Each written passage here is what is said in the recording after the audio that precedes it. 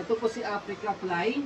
Okay, good for newborn until 3 years old. Depende pa rin po yan sa laki, timbang ni baby kung kakayanin ng 4 to 5 years old.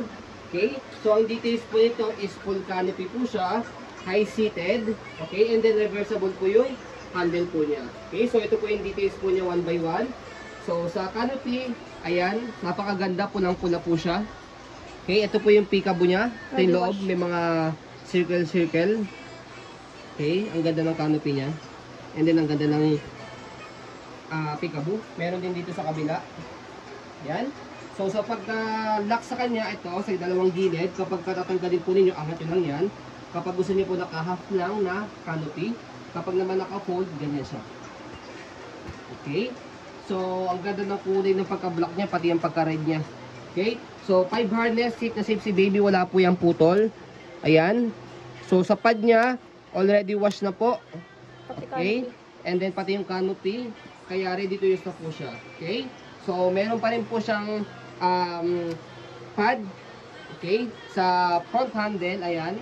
So pag ilalagay si baby, press nyo po itong color white and then angat. Okay. So pag ilalagay si baby, ilalagay po ito, salpak lang po siya ganyan.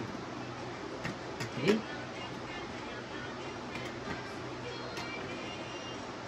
Okay.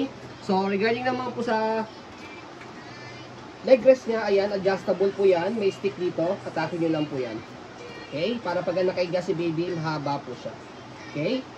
Balik nyo lang po yan, yung stick. Kung gusto nyo nakaupo lang. Sa footrest, ayun yung details. Okay na okay. Sa gulong, may lining pa, hindi siya pudpod. Yan, nag-swivel, easy to maneuver. Kung gusto nyo po, i-handle nyo lang po si baby. Tapat nyo lang pong ganyan. Para hindi na po siya mag-rotate or mag-swivel. Okay. So, body frame sa right side. Ayan po yung details.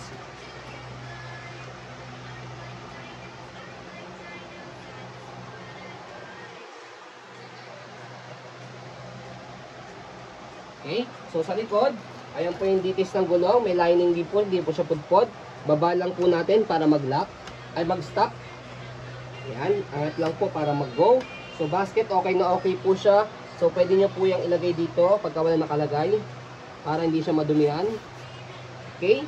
So, may airways dito yan. Para po papasok yung hangin dito, hindi po mainitan si baby. O hindi makulog. Okay?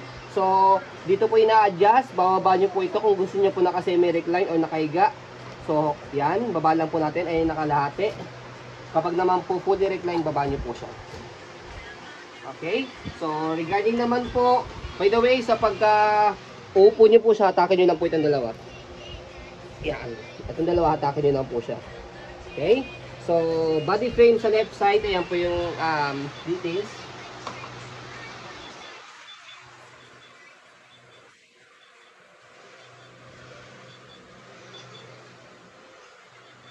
Okay, regarding naman po sa handle, ayan, wala po yung issue. Okay na okay po yung handle po niyan. Okay, sa pag-reverse po sa kanya, ito pong dalawang gilid dito, angat nyo lang po siya, and then shoot nyo po dito. Ayan.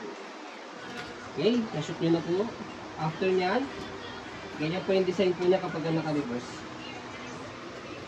Okay, so magaan lang po nito, lightweight po itong stroller. Ang estimated weight po niya is 5 to 6 kilo.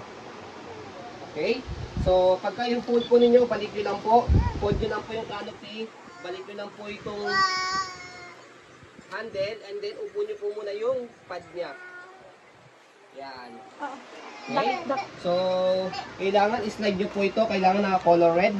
And then pindutin nyo po ilalim. So, pag napindot nyo na angat ng konti, ito nasa harapan na gulong, and then ito nakaangat, and then baba. Okay, so one hand fold, one hand open po siya.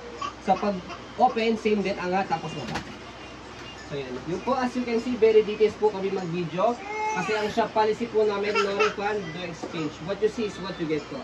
Okay po, maraming salamat. Have a nice day and God bless po.